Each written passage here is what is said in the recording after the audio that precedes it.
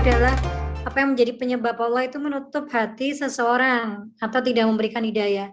Misalnya apa yang terjadi pada pamannya Nabi Abu Thalib. Jadi mengapa Allah memberikan menutup hati Abu Thalib untuk menjadi kafir ngoten. Nggih, monggo. Itu ya. Kemudian tentang sebab ya menutup pintu ini ya berbagai macam ibu-ibu, di antaranya adalah tidak mau mendengarkan apa yang menjadi peluang seseorang itu memperoleh petunjuk. Kan Allah dalam hadis qudsi mengatakan, ya ibadi kullukum dhalun illa man hadaitu. Sebenarnya setiap kamu wahai hambaku itu sesat, dol, itu sesat. Ya, pemahamannya nggak benar. Karena kan dol itu ilmu ya, dolal itu ilmu yang sesat. Ya. Kemudian illa man hadaituhu, kecuali yang aku beri petunjuk, maka dia tidak sesat. Terus bagaimana supaya mendapatkan petunjuk juga udah Allah jelaskan, fastahduni ahdikum, karena kalian itu semua sesat kecuali yang aku beri petunjuk, maka istahdun ini perintah, carilah, berupayalah kalian untuk memperoleh petunjuk. Ahdikum, maka petunjuk itu akan aku berikan. Ini bentuknya jumlah syartiyah. Syarat untuk memperoleh petunjuk itu ada upaya, ada ikhtiar. Upayanya minimal kun mustami'an, dengerin dulu. Ya. Kalau boleh ya, nggak cuma dengerin, pun muta'aliman, pelajari. Ya, itu baru berikutnya. Kalau kan sebenarnya ini hadisnya dibalik, kun aliman fa in lam tastati fakun muta'alliman fa in lam tastati fakun mustami'an fa in lam tastati fakun muhibban. Jadilah kalian itu orang yang tahu ilmu yang memang harusnya kalian kuasai untuk mendapatkan petunjuk amal dari Allah. Kalau tidak, minimal kamu mau belajar gitu. Ya. Kalau belajar saja juga belum mood, belum pengen ya, dengerin aja gitu ya. Kalau dengerin juga masih berat, ya udahlah, jangan musuhin orang-orang yang lagi belajar gitu. Itu pesannya dari para ulama seperti itu, Ibu. Dan tadi maka hidayah amal itu dimulai dari hidayah ilmu. Kalau ilmu benernya aja nggak mau didengerin, apalagi mengamalkannya. Ya, seperti itu. Jadi, dan apa yang terjadi pada paman Nabi, pada anak Nabi Nuh, pada ayah atau ada yang mengatakan paman Nabi Ibrahim alaihissalam, ya, itu juga ingin memberikan pelajaran kepada kita bahwa ilmu yang benar bisa disampaikan oleh siapa saja, tapi hidayah amal itu hanya dari sisi Allah.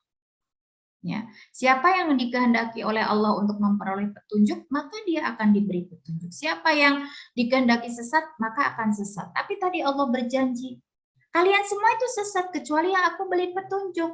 Kalau kalian mau dapat petunjuk, cari petunjuk itu, upayakan itu. Dan Allah tidak mungkin siapa yang berupaya itu tidak mendapatkan janji Allah, itu nggak mungkin. Allah itu kan waman asdaku minallahi qila, itu istifham ingkari, tidak ada siapa yang lebih menepati perkataannya selain Allah. Gitu. Artinya ya memang Kan'an, ya, kemudian Azar, kemudian Abu Thalib itu tidak mau mendengarkan apa yang disampaikan. Gitu. Apa yang disampaikan dekat, iya. Tapi tidak mau mendengarkan penjelasan-penjelasannya, Ibu. Kita bisa lihat dialog antara Nabi Nuh dengan Kan'an gitu ya. Waktu itu Nabi Nuh sedih gitu ya, kan Allah berjanji mau menyelamatkan semua keluarganya. Tapi ternyata anaknya terbawa arus gitu ya, dia panggil-panggil, kesini anakku. Hanya Allah yang menyelamatkan kita, yang masuk ke kapal. Apa kata Kan'an? Enggak mau dengerin. Sa'awi ilal jabali ya'simuni minal ma'. Ya, aku bukan mau berlindung padamu, aku akan berlindung ke gunung. Gunung itu akan menjagaku dari air. Nah, itu kan nggak mau dengerin. Gitu kan? Ya akhirnya ternyata dia terhempas ke gunung, tapi terhempas. Bukan gunung yang bisa, bukan tempat tinggi yang bisa membuat dia selamat. Ya. Maka saat itu sedih sekali ya Nabi Nuh mengadu kepada Allah ya. Wahai Allah, katanya Engkau akan menyelamatkan keluargaku. Bagus sekali redaksi Allah di sini ibu-ibu ya. Allah tidak mengingkari bahwa Kan'an itu putra biologis Nuh. Maka Allah tidak menunjuk dia bukan keluarga Mudi, bukan. Innahu amalun ghairu sholih. Masya Allah. Yang menjadi titik alasan punishment yang Allah berikan terpisahnya antara ayah dengan bapak ini. Padahal si ayah ini adalah ayah yang sangat mulia. Mendakwai kaumnya selama 950 tahun. Itu adalah amal dia. Kalau fisiknya iya, dia adalah putra darah dagingnya. Tapi perbuatan itulah yang menjadikan mereka terpisah. Begitu juga Nabi Ibrahim dengan ayahnya. Ya. Nah, itu yang menjadikan terpisahnya itu perbuatannya itu innahu amalun itu kata Allah.